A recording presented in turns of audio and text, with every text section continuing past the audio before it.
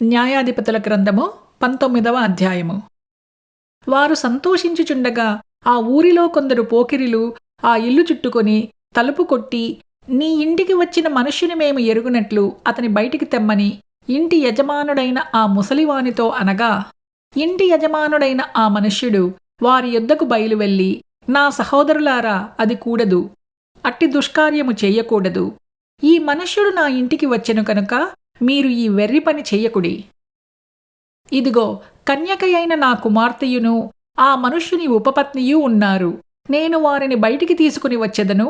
మీరు వారిని నీచపరచి మీ ఇష్టప్రకారముగా వారి ఎడల జరిగింపవచ్చును కాని ఈ మనుష్యుని ఎడల ఈ వెర్రి పని చెయ్యకూడదని వారితో చెప్పెను. కాని అతని మాట వినుటకు వారికి మనస్సు లేకపోయెను కనుక ఆ మనుష్యుడు బయటనున్న వారి యొద్దకు తన ఉపపత్నిని తీసుకుని పోగా, వారు ఆమెను కూడి ఉదయము వరకు ఆ రాత్రి అంతయు ఆమెను చెరుపుచుండిరి.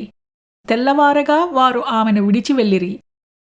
ప్రాతకాలమున ఆ స్త్రీ వచ్చి వెలుగు వచ్చు వరకు తన యజమానుడున్న ఆ మనుష్యుని ఇంటి ద్వారమున పడియుండెను. ఉదయమున ఆమె యజమానుడు లేచి ఇంటి తలుపులను తీసి తన త్రోవను వెళ్ళుటకు బయలుదేరగా, అతని ఉపపత్ని అయిన ఆ స్త్రీ ఇంటి ద్వారమునొద్ద పడి చేతులు గడప మీద చాపియుండెను. అతడు లెమ్ము, వెళ్ళుదమనగా ఆమె ప్రత్యుత్తరమియ్యకుండెను కనుక అతడు గాడిద మీద ఆమెను ఉంచి లేచి తన చోటికి ప్రయాణము చేయసాగెను. అతడు తన ఇంటికి వచ్చినప్పుడు కత్తి పట్టుకొని తన ఉపపత్నిని తీసుకుని ఆమెను ఆమె కీళ్ల ప్రకారము 12 ముక్కలుగా కోసి ఇశ్రాయేలీయుల దిక్కులన్నిటికీ ఆ ముక్కలను పంపెను.